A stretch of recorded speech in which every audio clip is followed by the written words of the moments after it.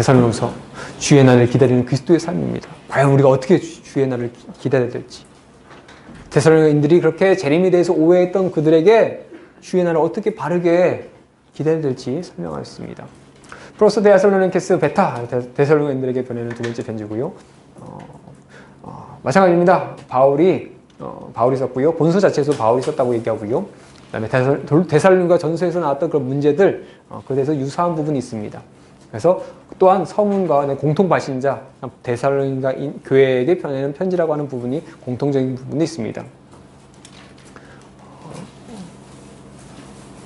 그리고 몇몇 분들이 그럽니다. 데살로니가 전서와 후서에 보면은 재림에 대해서 설명하는 부분이 좀 약간 다르지 않느냐라고 하면서 이 두 서신이 좀 다른 것 아니냐, 바울의 이름을 빌려서 누군가 다른 사람이 위작한 거 아니냐라고 하지만 좀 다른 부분이 뭐냐면은 데살로니가 전서에서 썼을 때의 그 이야기를 좀 더 확장해서, 그러니까 예수님께서 오실 때의 상황에 대해서 얘기했다면은 데살로니가 후서 뭡니까? 오시기 전에 세상 가운데 어떤 일이 있을 거에 대해서 중점적으로 얘기합니다. 그러다 보니까 좀 그 재림에 대해서 얘기하는 부분이 좀 다르다라고 하는데, 그것이 어떤 부분에 대해서 얘기를 하냐에 따라서 좀 이렇게 다른 부분이 있습니다. 그래서 그렇기 때문에 재림이 곧 오실 거야. 근데 예수님께서 재림하시는데 그 상황 가운데 어떤 일이 벌어질 거야.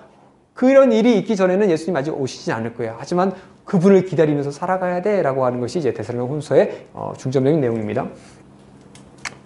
수신자는 이제 데살로니가 교회입니다. 주의 날이 이미 이르렀다. 곧 오실 거다라고 하는 그 가르침에 현혹된 누인들, 그것을 잘못 해석한 누인들이 우리나라도 있었죠. 예전에 그 92년이었는데 10월 그때 그런 일들 다 때려치고 직장 다 때려치고 뭐 땅 뭐 다 없애고 오로지 그날 곧 올 거니까 그날만 죽으라 기도하면서 하나님 오실 거야 회개하면서 막 그런 일들이 실제로 있었다는 겁니다. 데살로니가 교회에서요.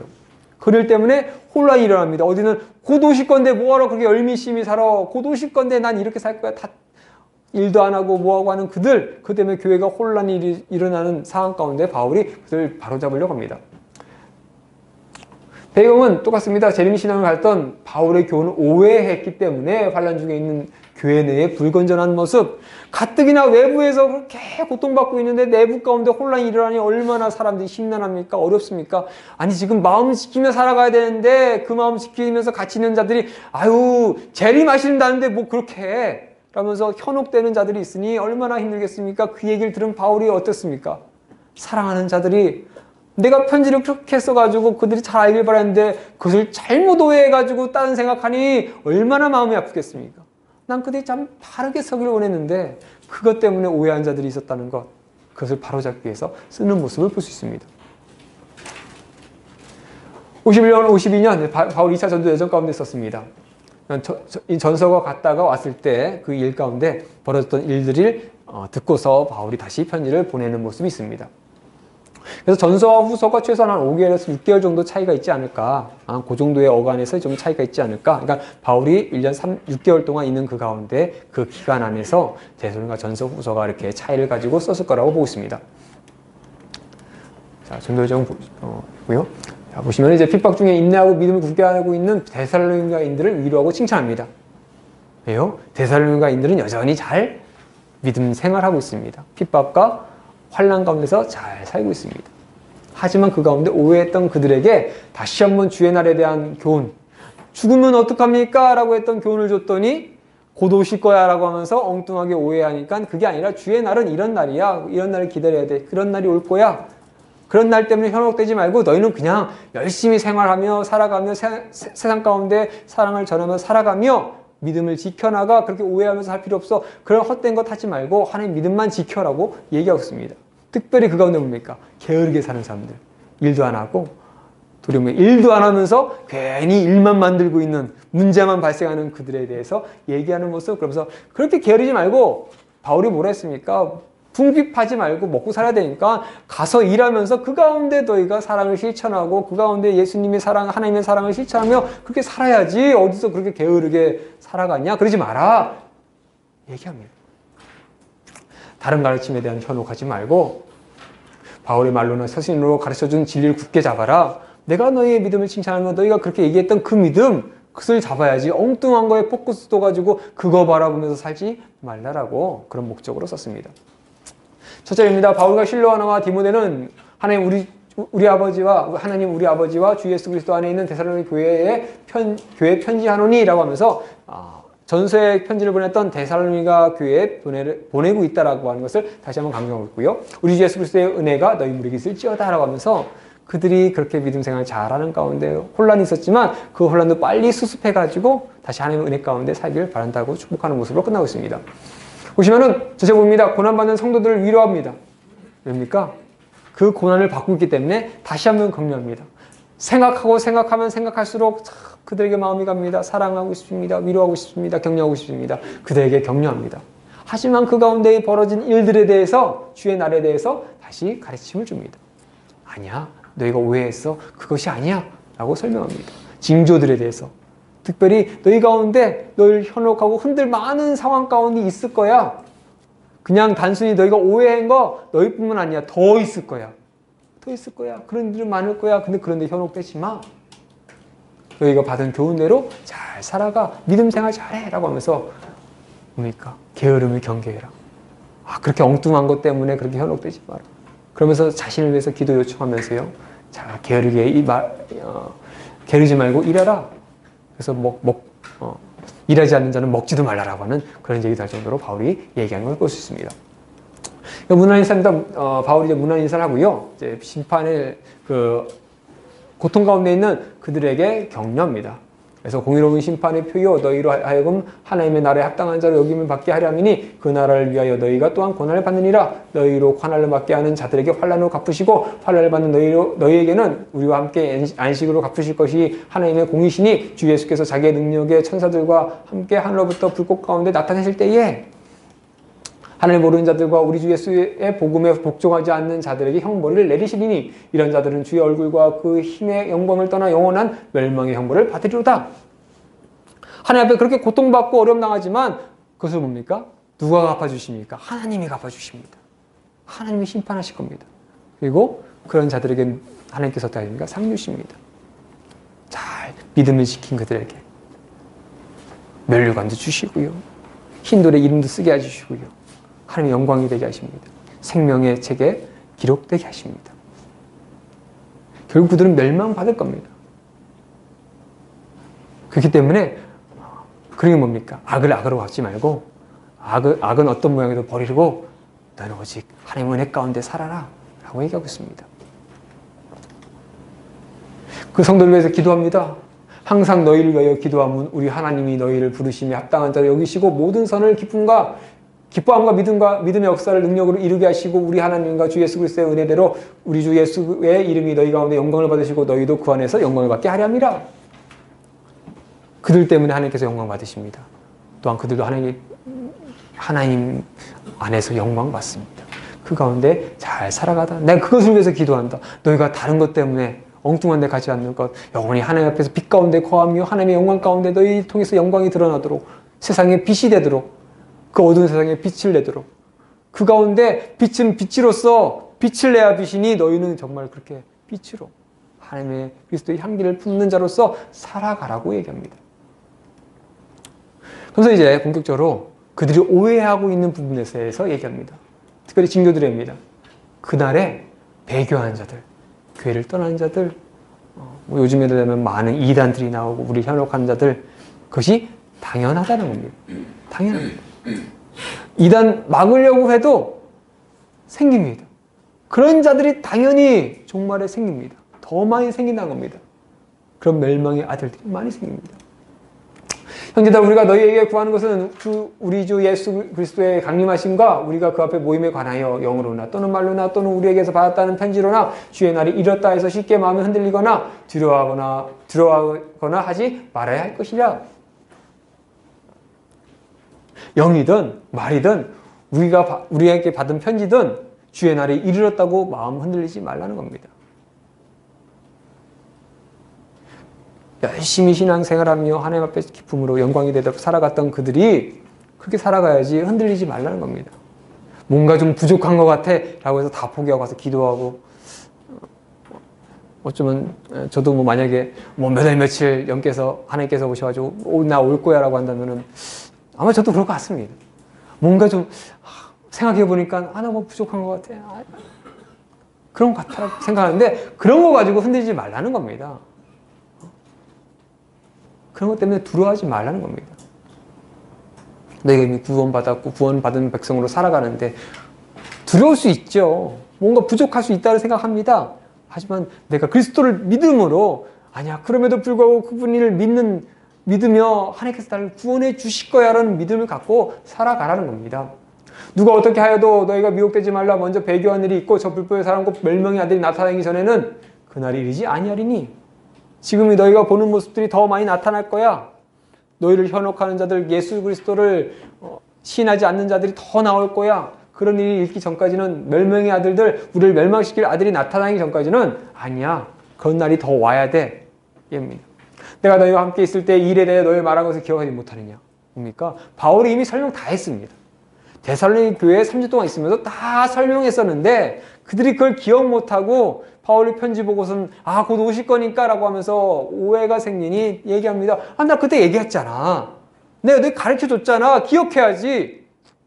왜 그런데 마음 흔들려?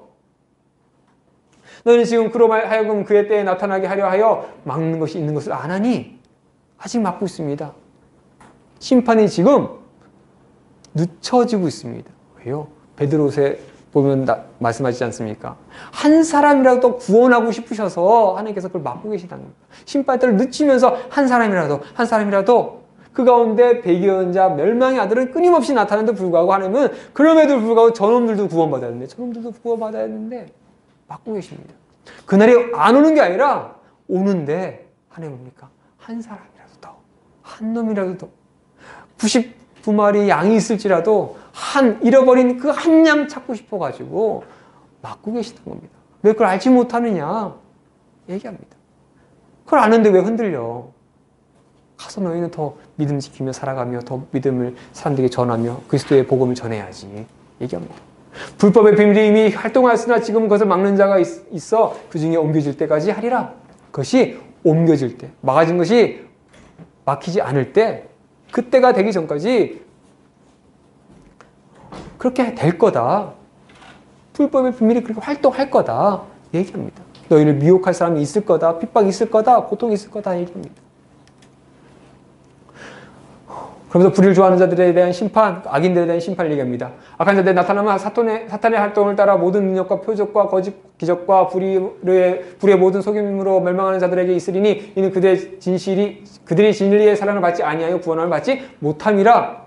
그들은 진리의 사랑을 받지 못했습니다. 구원을 받지 못한 존재입니다. 그러니까 그렇게 사단에 미혹되어 살아갑니다. 붉은 용 가운데 미혹되어서 그들이 고통 가운데 요한계시록에 보면 그 고통 가운데서도 불구하고 회개하고 돌이키지 않고 끊임없이 하나님께 욕하고 하나님을 저주하는 그들의 모습, 그들은 진리의 사랑 가운데 속하지 못하고 구원을 받지 못한 존재입니다. 이러므로 하나님이 미혹하는 역사를 그들에게 보내사 거짓 것을 믿게 하심은 결국 그들이 진리를 믿지 않고 불의를 좋아하는 모든 자로 하여금 심판을 받게 하려 하심이라. 그 거짓 것을 다 심판하기 위해서 그렇게 하신다는 겁니다.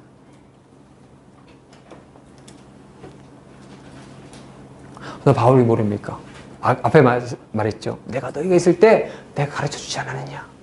그 가르침을 받은 그것대로 교훈을 지켜라. 데살로니가 전서에서 말했던 바울의 말처럼 그렇게 살아가.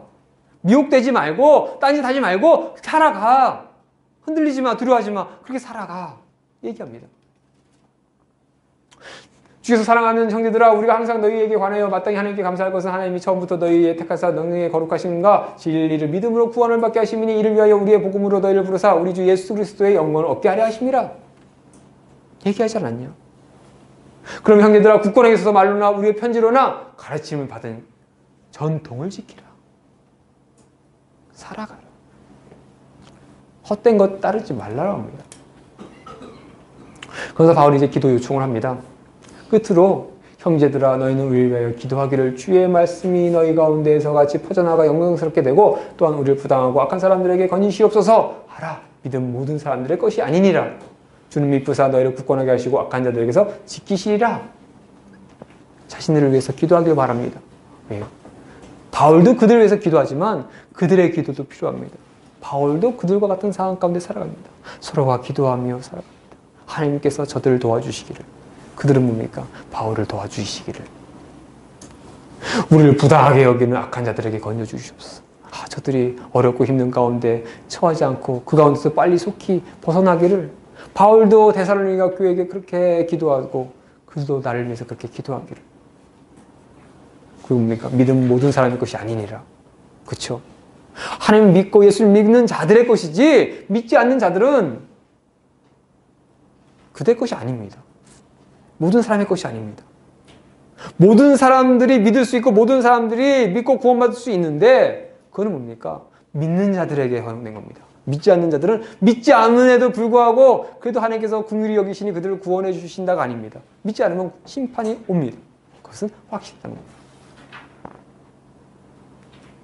그 주께서 너희를 굳건하게 하시고 악한 자에서 지키시기를 원한다. 그들이 그 어려움 가운데 악한 자들 가운데 있는데 바로 지키시기를 원한다.